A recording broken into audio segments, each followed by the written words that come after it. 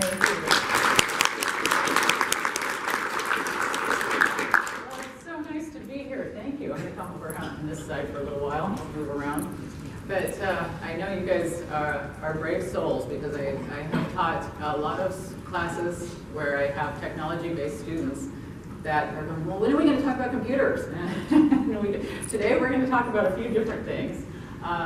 I just want to talk about soft skills today, and what we're going to do before we're finished is we're going to know what they are, how to improve them, and basically why they're important, because many of you may not even be quite sure what soft skills are. Maybe you just wandered in here by accident.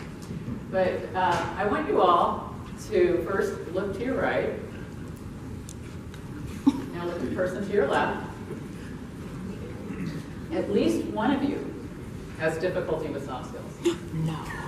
Now, don't yell at me, you think it is. Bear in mind, it's a good chance it's you.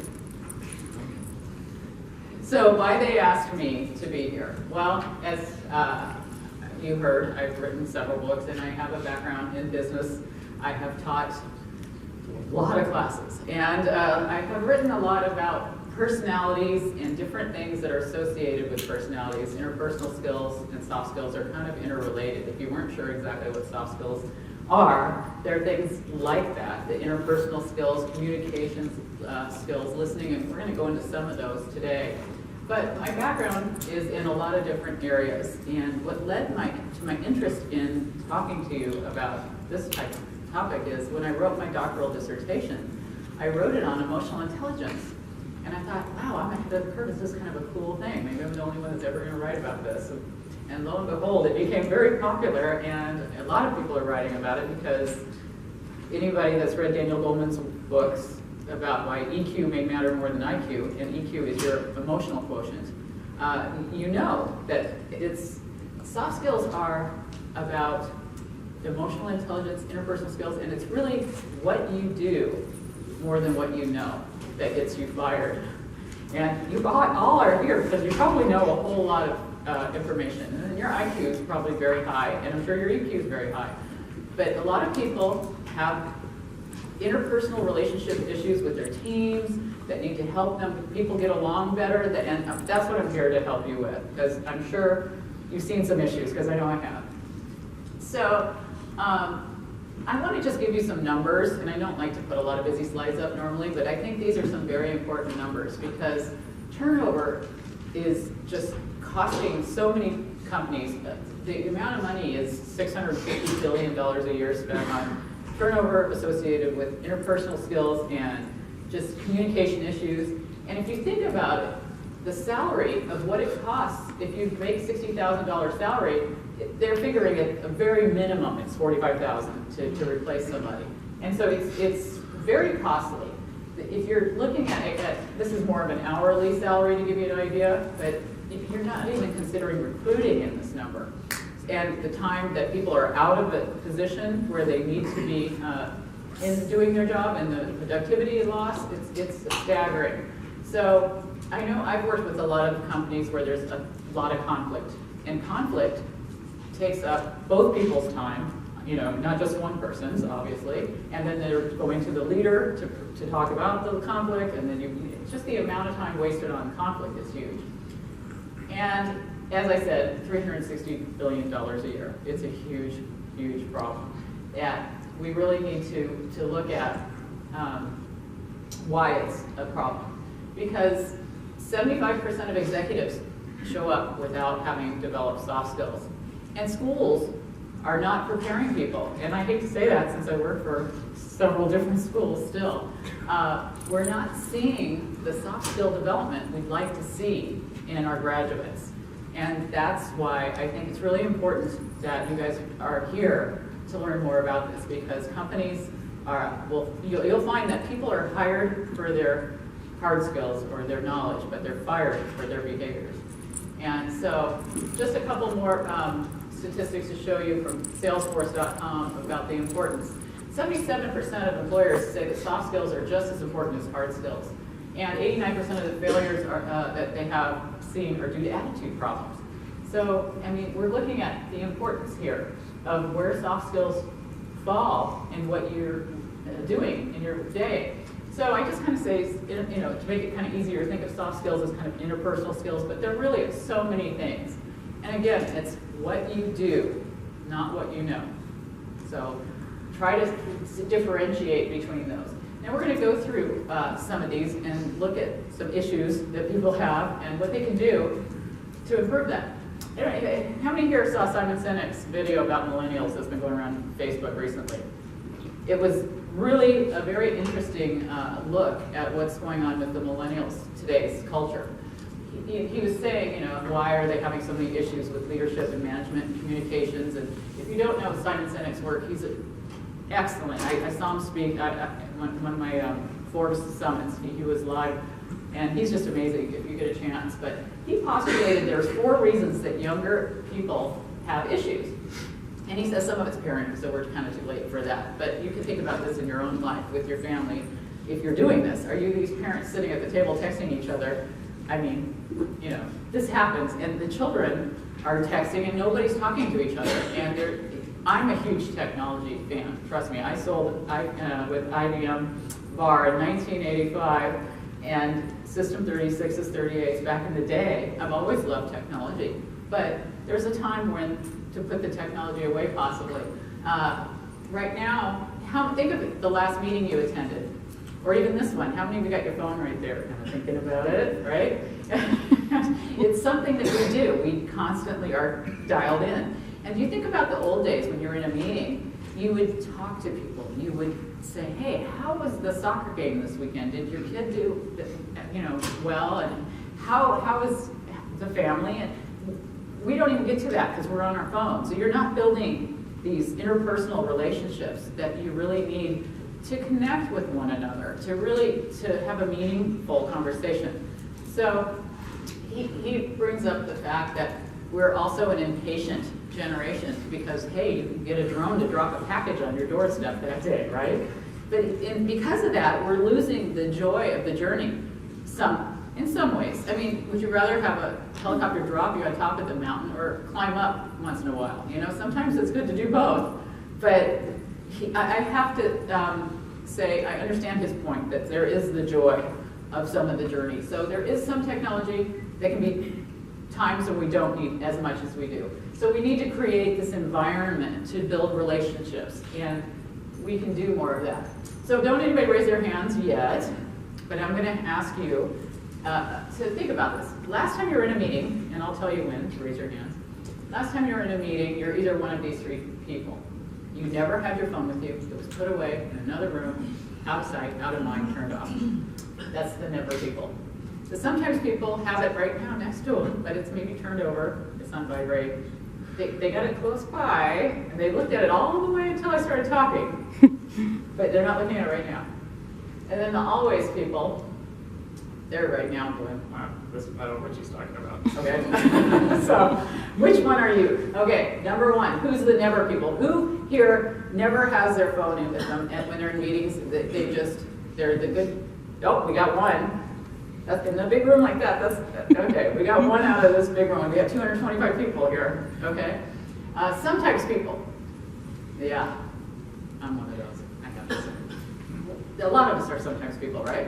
How about the always people, that you're always on it? We got a lot of always people. So the problem we have is the sometimes and always people, which most of us are. What was your name back there? Ken. Ken. Good for you, Ken. Don't get a lot like Ken in these meetings, especially at a conference about technology, so that's amazing. But, it's hard. I mean, nobody wants to fall behind. I mean, I am a radio show host, and I have people that are constantly calling me, and I have to constantly make sure that things aren't going on Twitter wrong or going on. I understand that. But there's a point when you have a meeting where you guys all sit and turn everything off, and that's what I'm trying to get through on that point. I mentioned Daniel Goleman before, and the reason I did was because he's got a lot of research in the area of how much we can change if we can improve. And the good news is you can improve EQ, you can improve because your brain reshapes itself based on experience.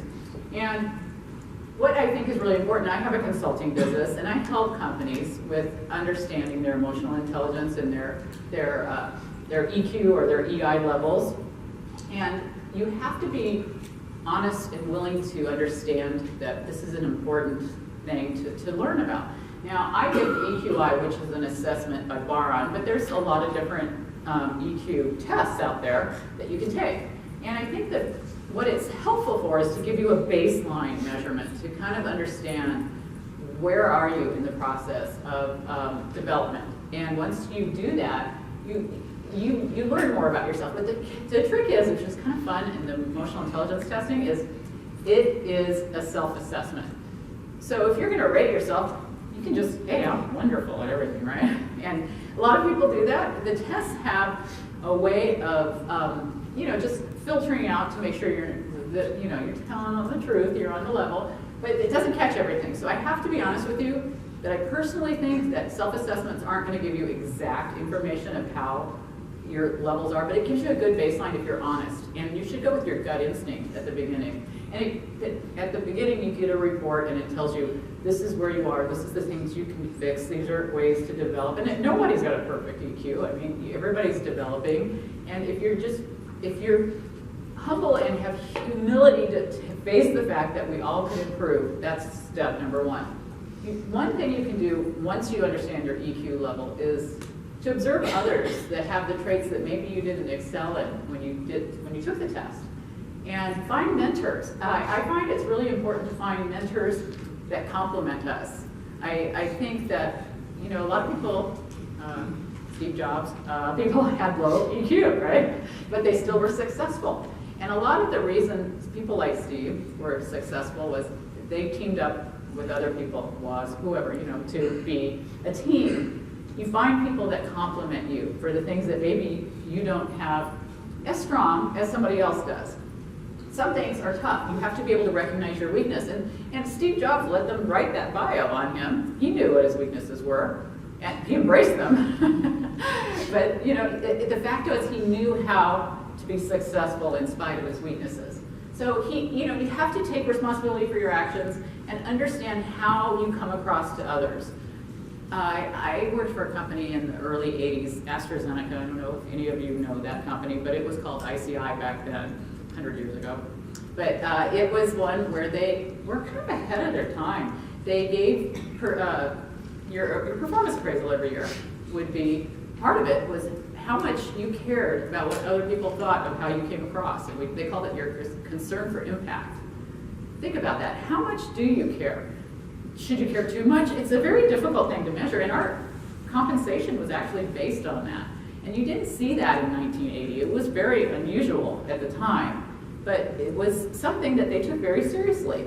And I think there's something to be said. I mean, you can't completely be wrapped up in everything that everybody thinks about you, but you should have an awareness. Once you're self-aware, it makes a difference of how you understand not only yourself, but how you can understand others.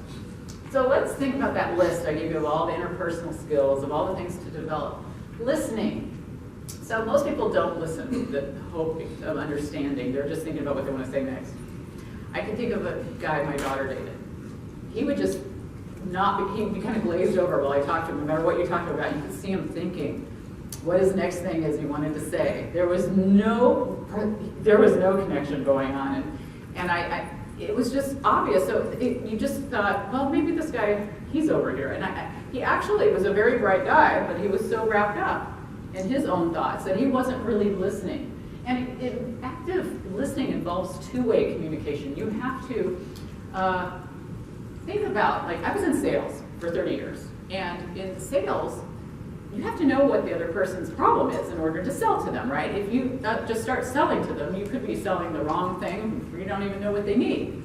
So I have when I was a pharmaceutical rep, I worked in that field for 15 years. I was probably 23 at the time.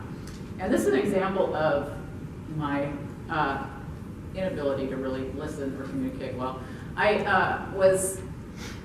called out a building. It was a 3-story building. I was very nervous. I had just gone through intense training. You know how to say pseudomonas and about 100 other words are really hard to do when you're really young and you've never seen these words. And And I finally got through the training, and they pounded into your head that you got to detail the doctor. Detail means to sell, the sales presentation. So we had to do these details, and it would probably get 10 seconds, sometimes 30 seconds. And if you got a couple minutes, it was like a big deal. You'd be so excited, right?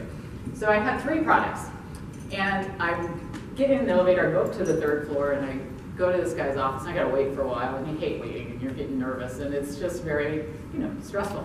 Finally, I got back into his office, and I got through all 3 products. This guy gave me like 5 minutes. It was unheard of. I walked out of that place just like so proud of myself. I just patted myself on the back all the way out the door. I went to 2, 3 more offices, dropped off samples, thinking I'm gonna win the President's Circle Award. Nobody's gonna ever beat me. I'm the best. So I got in the elevator, and the door starts to close, the guy gets on, and I'm a total extrovert. Can't have any quiet. I'm just totally, no dead silence. So I look at him and I go, so do you work in the building? And he looks at me with this mortified look on his face, and he goes, you just detailed me. This was that guy. I had just given this wonderful presentation to, and his face was just in horror that I hadn't listened to a single thing that, or looked at him even. Because I was my daughter's boyfriend. I was thinking what I wanted to say, didn't find out what his problem was, didn't think anything about what he needed. It was the most ineffective sales presentation you could possibly give, because I was all about me and not about him. And in sales, it's a huge thing, but in any kind of communication situation, it's so important to listen to the problem and care about what the other person says. So, I was looking at this particular study, and it was talking about exposing the cybersecurity cracks in a global perspective about what the problems are in cybersecurity. And since you guys are all in this type of a setting, I thought you might find it interesting of what they found was a problem with communication. You're staying in silos with your communication. Anybody here read The Silo Effect? Everybody here should read The Silo Effect. It's a very important book. The Silo Effect means the information stays here, it stays here, nothing's interacting. Everybody's keeping information to themselves. And if you have the silo effect, it's very ineffective. And you're having issues with that, but then also in this industry, they're finding that the message isn't followed up on. If you give somebody a message and it doesn't get to the top, it's usually because somebody didn't follow through. And if you give somebody a message and you don't follow up, it's not going to get there. The other one I work with a lot are the over-promises and under-delivers guy. And in sales, we're always taught you under-promise and over-deliver. But you have a guy that'll say, oh yeah, I'm going to get you that job. I'm going to make sure you win, you're going to win this. I'm going to make sure you get this or that or whatever. And then never, oh, well, I tried for you, but, don't promise things you can't deliver. Get a lot of that. And then Karen, I have a couple people I work with that are like this. She's a great employee. She works 12 hours a day, and she expects everybody else to do that too. There's got to be work-life balance. And especially with millennials, they want to work, as long as they're getting the job done, does it really matter that they punch in at a certain time and punch out at another time if you're getting the highest quality, what you expect out of them? You can't put what you think they should do on everybody. Everybody has their different levels of what they're capable of. So just some ways to work on assessing your personality. You may have heard my book, It's Not You, It's Your Personality. In that I wrote about personality assessments. And one of them I think is really important to take is the MBTI. Who's taken the Myers-Briggs MBTI? Anybody know their type? Yell it out. ESTJ. ESTJ, that's what I am. ENTP. What was it? ENTP. So you guys, what did that help you? What did it do for you to take that? It was interaction within my team, and of course I have to recognize few people who are not giving on the spot suggestion or discussing, and I have to engage them in a different way than the rest of my team. And what he's saying is that you had to engage people in different ways based on their personality type. And I actually worked for a company that gave a different assessment. There's lots of different types of personality assessments. That's why I wrote the book, because there's all the different ones, a lot of them, DISC and everything else in there. But at the one company where I worked, they made us take a color test. Anybody taken a color test in here? Okay, well, I took one called Management by Strengths, and we were either red, yellow, blue, or green, and then they had us actually put our results on our cubicles, so people, as you walked around the office, you knew how to interact with people. Now, that was unique, and I'm thinking, I don't know what I thought of that a little bit at first, but, I don't think you necessarily have to put a label on people and put it on their cubicle, but I think understanding why people prefer certain things, understanding the difference between introverts and extroverts, and the difference between judging and feeling, and the different dichotomies that are associated with Myers-Briggs is really important, and that's why I give these assessments, I should say, to companies, because I think it really is helpful. I used to train engineers teams to get along years ago using the Myers-Briggs, and it was always really helpful for them when they understood why this guy waits to the last minute to turn in his work, because he's a J. He's not a J, he's a P, and the P works best at the last minute, where I'm a J and I do it the second you give it to me. So I know some people that don't really understand that, but if you give somebody that like that a deadline, they will get it in on time. They just don't do it when you want them to do it because you're a J, if you're a J. So you have to understand how to work with different types, and I think that's really important. So as I mentioned, just to look at the differences between the different personality types. Some of the books you might enjoy are the two I mentioned, and this will help you develop empathy, which is a big part of emotional intelligence. So I had mentioned Susan Cain's book before, Quiet. She has a great TED Talk. These are two TED Talks I think everybody should watch. You have Amy Cuddy's fake it till you make it kind of mentality, that you do the things based on, maybe it makes you uncomfortable, but then you kind of eventually become what you're trying to become. And then you have Susan Cain's The Power of Introverts saying, this is what we bring to the table. We don't have to be like the rest of everybody else. And I think that these are two very important know thyself kind of TED Talks. So I hope that all of you guys put that on your must-read list. Yes? I supported the Myers-Briggs test, and my results were within 0. I can't word for it, gave them an A. Well, you're very flexible. That's a good thing. What she's saying is, anybody that's not familiar with Myers-Briggs, is you could be an introvert, an extrovert, thinking, feeling, sensing, intuitive, of the different dichotomies. And it's a measure of a scale. So you're not all introvert or all extrovert usually. You're kind of in the middle somewhere. And she's in the middle on all of the scales, which means if she takes the test, she could come out this side's one time. She could be different types if you go by that. Funny thing, when I took the test, is I had a 0, and I had 100% on one of them. And I've never seen that with anybody. Usually they're closer to the middle, so you're a lot more balanced than I am. So my T was really high. So, but you find out more about yourself on the introvert-extrovert thing probably by watching these videos. I think they're really helpful. And it's hard to really tell from an assessment exactly where you fall, but I think that the Myers-Briggs is one of the best. I have a quick question. Mm-hmm. Have you ever heard of something called Strength Finders? Yes, it's in my book. Okay, so what do you think of it? Huh? What do you think of it? I think it's worth studying Rath's work. I think that he talks about working on your strengths rather than developing your weaknesses. I think you need to work on both. Personally, I don't like the all or nothing thinking as well, but I think it's an important theory to discuss. What do you think of it? I think it's great, and I've taken it, and one of the things this young lady back here was talking about being balanced, more balanced, and Myers-Briggs, that's what I had, and I took this one, and it helped me. I took it during my last job, is why I got involved in it, and went to a professional coach to tell me, yes, I'm doing the right thing. I'm basically a consultant, and I'm there to help people. That's what I try to do all my life, and I'm doing it as an auditor.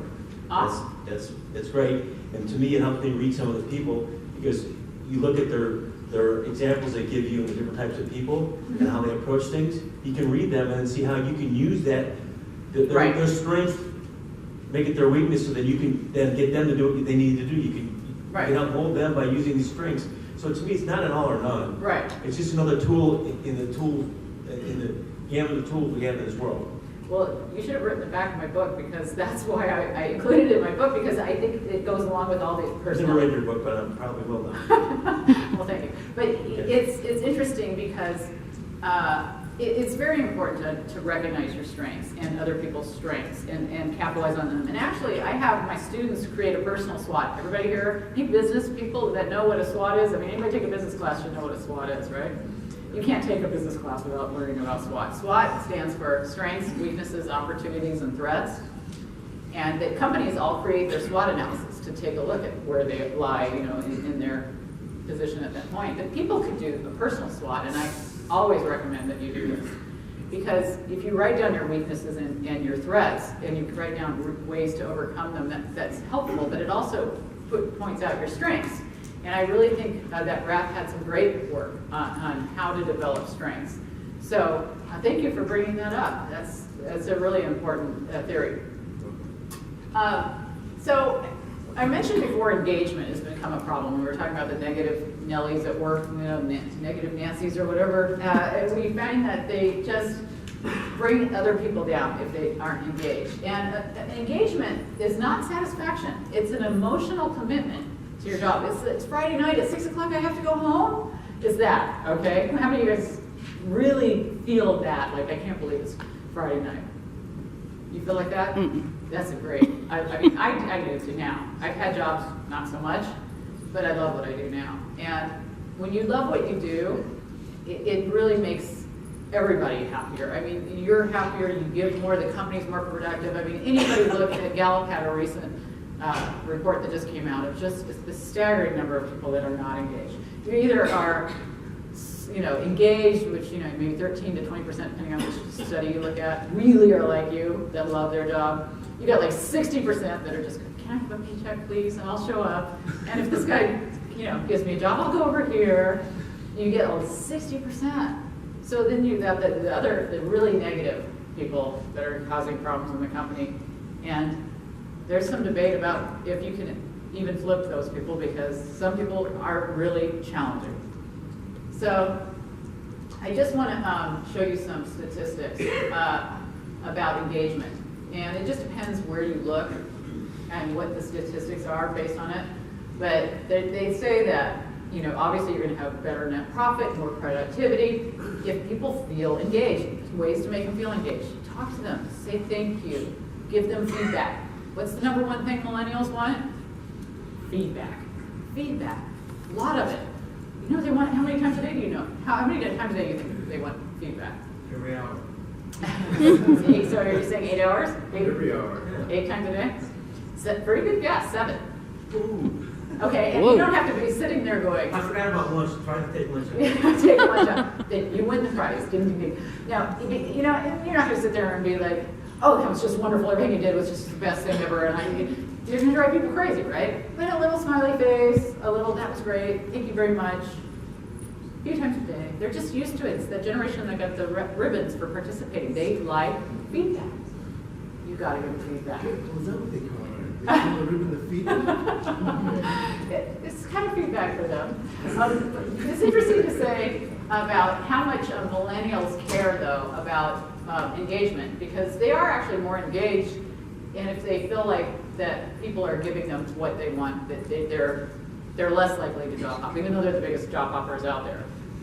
So I just, when we're talking about why this is important, remember we said we're going to learn what soft skills are and why they're important. Those are reasons why they're important. You don't want people leaving. And you have to improve engagement. You want to communicate with people. And you have to work on growth and development, giving them recognition and appreciation, and building trust and confidence. And if you're that Roy I mentioned before, that's over-promising and under-delivering, you're not building trust. People are getting annoyed. They're not getting what they want, and they leave. So how can you improve engagement? Start by measuring it. I could go to companies, I can measure their engagement, and you share the results. The Gallup survey is just one of many ways of measuring engagement. A lot of companies give their own results, but you have to communicate what it is you're trying to fix with engagement. What's your overall goal? I mean, what are you trying to fix? The culture in the company? Because culture comes from the top down, and if they don't understand the corporate culture, they're going to lack engagement. They don't know how they fit into the picture. So you have to show that you care about their growth, that they have opportunities for growth, that this isn't a dead-end thing. And if it is, it's a dead end that they would love. You know, you have to make sure that they have a vision and show recognition. And so just make sure your words match your deeds, that you don't overpromise. So a lot of you have probably seen this picture on the internet, EQ, IQ, and how important EQ is compared to IQ. It over dramatizes maybe, but it just gives you an idea that you have to be able to understand your own emotions as well as those in others. And if you look up emotional intelligence, it's kind of interesting to see how many people have different ways of defining emotional intelligence. But I think of it as the ability to understand your own emotions and as well as those in others, and then reacting appropriately based on that understanding. And Daniel Goleman says, if you just, how are you going to manage other people if you can't control your own emotions? You have to be able to be the master of your own emotions. So I listed some of the top categories, and as I said, I wrote my dissertation on emotional intelligence, and I used Baron's definition, but a lot of people use Goleman's, a lot of people use different ones. They're all really similar, but a little bit different to sell more books, I guess, I don't know. But they're all a little different. Self-awareness, self-regulation, motivation, these are all parts of emotional intelligence, and they're all things that can be improved. I studied with Marcia Hughes, who writes books about teams developing emotional intelligence. She's got some good books. So emotional intelligence, he could have done some emotional intelligence testing to help him with his empathy, to understand to work with others, and to learn more about himself. You have to be able to invite feedback when you're working on your emotional intelligence. You have to be open to understanding you don't know what you don't know. People think they know that it should be this way because that's all they've ever known. But if you're open to feedback, invite mentorships. Find people that represent the qualities you don't have, that you need to have, that you'd like to have. And you don't have to have just one mentor. Not everybody has just one mentor. I like to switch people. This is what I've learned. All I can learn from this person. Now I need to learn from that person. And you have to encourage difficult conversations. I should have had a difficult conversation with Jeffrey right off the bat. You have to make yourself go to the uncomfortable place to make things get better sometimes. So, I'm going to ask you to text yourself something in a minute. For all you people that said you didn't have the phone, back there, if you really do, I'm going to find out now. But in a minute. But what we've learned today is what are soft skills, why they're important, and how to develop them. Where you can find help. Everybody, feel free to email me. Feel free to go to my website. I have a lot of people on my radio show, actually, drdianehamiltonradio.com. You can write that down, too, that I interview. The Ken Fisher interview is on there, and he's also on the video interview with him is on my YouTube site. But some of these are really important. Emotional Intelligence, Why You Can Matter More Than IQ by Daniel Goleman. If you haven't read it, it's a must read. Get a baseline EQ measurement. Find out what your levels are. You can get free ones online. You can, even Travis Bradbury has a book. You can get kind of a little test for his. You can take an MBTI or DISC training. The silo effect, as I mentioned before, from Gillian Tett, definitely every manager, every leader, everybody should read Silo Effect. It's a great book. And Quiet by Susan Cain. Make sure you watch her TED Talk because it's one of the better TED Talks. Amy Cuddy's TED Talk's also on the list of wonderful TED Talks. If you want to read my book, It's Not You, It's Your Personality. I wrote that with my daughter. And I wrote it, Tony Rothblatt and I wrote it in, it's been a few years now. But it was, it's written in kind of an irreverent tone because it was meant for the post-boomers to understand the fun parts of personality. And it's a fun read. But right now, I want you guys to text yourself a note. I want you to say, start today. Just text yourself that note. And what I want you to do when you see that note, when you get home from this meeting, and not just my talk, but all these talks, don't go to these talks to just listen and then do nothing with it. You've got to remind yourself, why do I text myself this? Because you need to take this information and utilize it. Start today. Read the books. Develop these qualities. Think about it. Reach out to people. What can I do to get better? You have to think about what you can do and start today. So, with that, I'd like to open it up for questions. If anybody has any, I'm not sure if I ran too long. No, you still got, A little more time? you still got a 3 minutes. I've got a mic here as well. So if you point out which one we need mic to go to. You know, I was hoping you could go over basic Myers-Briggs personalities and, you know, different scenarios and stuff like Okay. that you discussed briefly. Well, Myers-Briggs is 4 dichotomies. There's the introvert, extrovert. Okay, we'll start with one at a time, okay? So introvert, extrovert. The introverts are more, they like to be energized by being alone. They don't really want to be in the middle of this crowd in front of everybody and at all these parties. They go home to get re-energized, okay? An extrovert wants to be in the middle of everything. They want that. That was what makes them feel good, is to be around a lot of people. So an introvert is slower to come out with what they want to say because they've got to think about what they want to say before they say it. Their mind works on a different way than the extrovert, because the extrovert doesn't even stop to think. Like right now, it's just coming out. I can't stop it. I'm just talking because I'm an extrovert. So it's a difference, because if you have somebody you're talking to and you're thinking, this guy's not listening to me, I have to keep answering all of his questions for him. It's probably because you're an extrovert, the guy's trying to think about what he wants to say. You got to give him some time. And introverts think, this guy never shuts up. Can somebody put a plug in this guy? You know, because he's just talking. So if you understand that, and I tell a lot of my students this when they're in their career, when they're looking for a job and in the interview, you have to look at that person and kind of judge, you know, do you think they're an introvert? Do you think they're an extrovert? You're not going to get their Myers-Briggs results. You're going to have to figure it out on your own, and you can kind of tell by how quick they respond and their demeanor sometimes, but it's not really always easy. But you know, if you're talking all over somebody, you got to be careful, and I think it's really important for teams to understand that. The second dichotomy is S or N. So you're either a sensor or an intuitive. And some people, there's a lot of different aspects to it, but I tend to be more linear. I read the book front to back. I don't jump around. I'm not as creative. The N's are more creative. They use N because the I's already taken somewhere else, so it's N. Just to confuse you so you're paying attention. So the S and the N are just the different ways of doing things. And what I think was really important when I used to train teams was to see, if you put all S's in a team and all N's on a team, you got a far less creative outcome on a product. Like if you give them Legos or something, create something here, try this. You get a really cool thing if you mix everybody up. But if you put everybody separate, you don't. So diversity is actually a really good thing in teams. You want them to be different, but then you get the challenges. So you have to understand each other's differences. And if you don't, then you're going to have conflict. And then you have the thinking and the feeling, the T and the F. That's when I'm 100% T. Okay, so the thinking people, they base their decisions on facts, figures, data, proof, logic, you know. The feeling people make their decisions based on their values.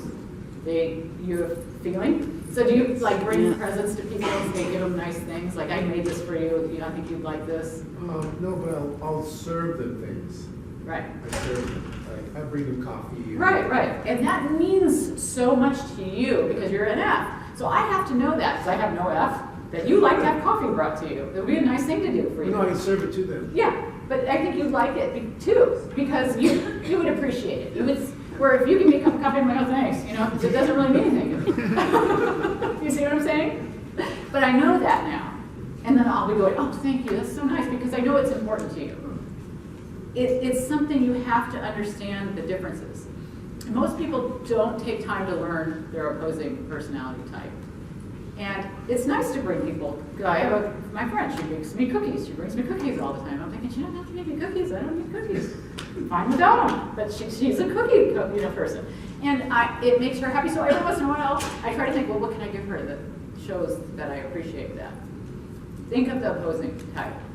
And then the J and the P. They call it judging and perceiving, but it's not really judge. I don't really like the word for that, but judging really is Are you pretty structured? Do you like to have things done a specific way? Are you not really spontaneous, kind of, are you that type of person? And then the perceiving is much more spontaneous, last minute. You give them the deadline, it's due on Thursday at noon. You're gonna get it Thursday at 11:59, So I'm definitely a J. The minute they give it to me, it's done. But I understand the P's because they actually don't work as well on my time frame, which is so funny because I had a teacher when I was getting my doctorate that was obviously not as fast moving as I was. In fact, he was really kind of an odd guy. And first day in class, he said, welcome to the cave. I'm going to eat you up like Jell-O pudding. That's what he said to me. And he said, it's going to be tough. You're going to, And I was like, oh, this is going to be terrible. And so I took his class, and if you give me an assignment to do, I write it that day, because I'm a J. So I would turn it in after a day, when I had 2 weeks to do it.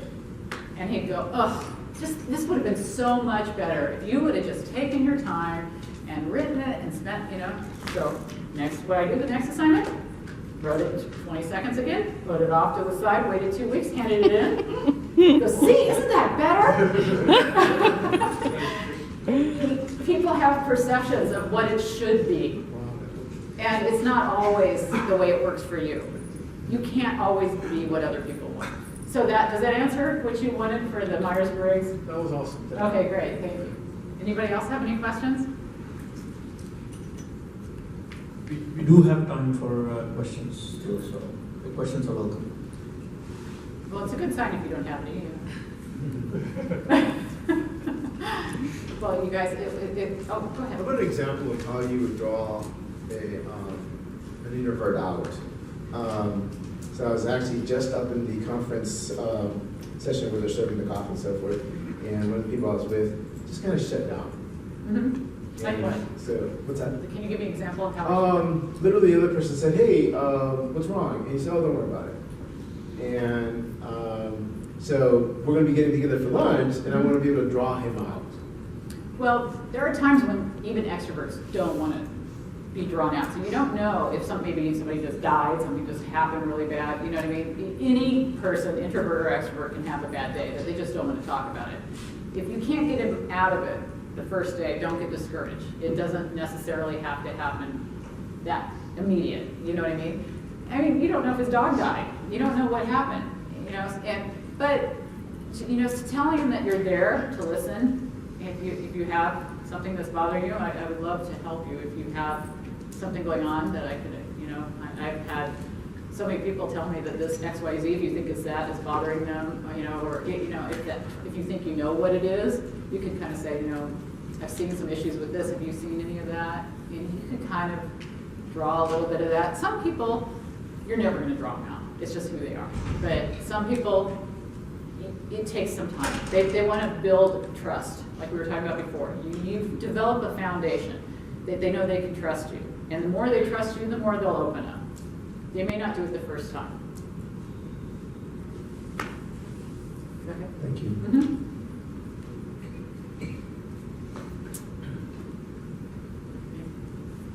In the blue shirt?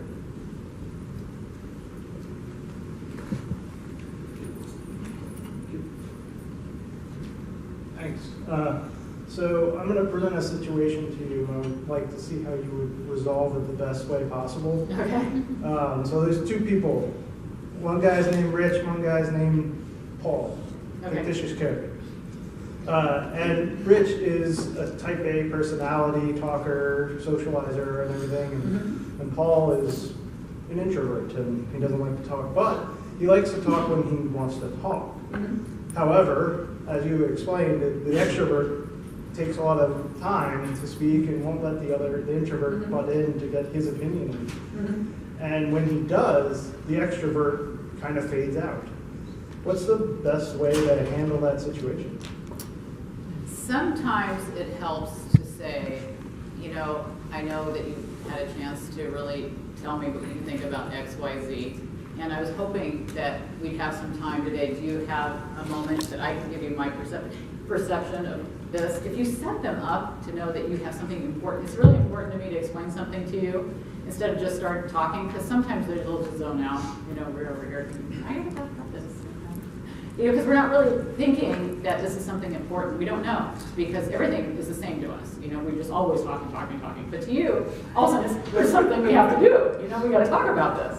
It's a different time for you than it is for them. And if you go, you know me, I'm quiet, I don't really bring up stuff very often, but this is something I really want to talk to you about because I think it's important. I hear that first, I'm like, oh, I gotta listen. It's a little different than just that everybody's just talking all the time to me, like an extrovert, It helps to set the stage, is what I'm saying. Does that help? Yeah. Okay. Thank you. You're welcome. My question kind of goes after her question, the rest of this. One of the things to me, we're also going to talk about personalities and traits and how we all work together.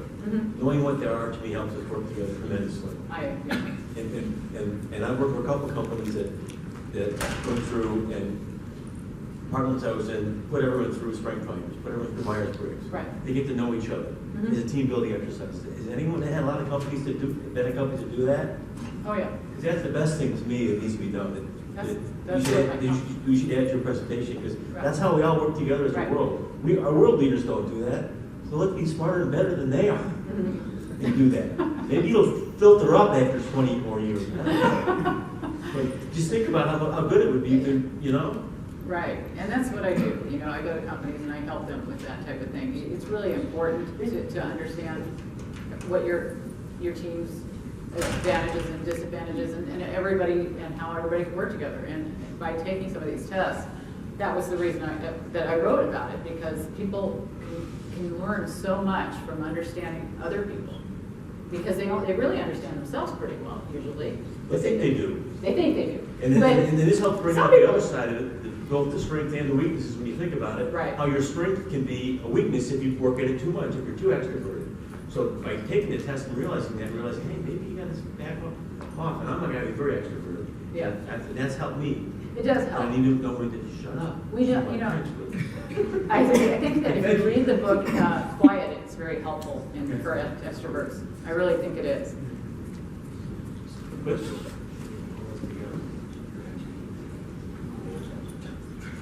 So I have a question regarding what you were talking about before, the introvert versus extrovert and the P and the J, I think it was, and all of those.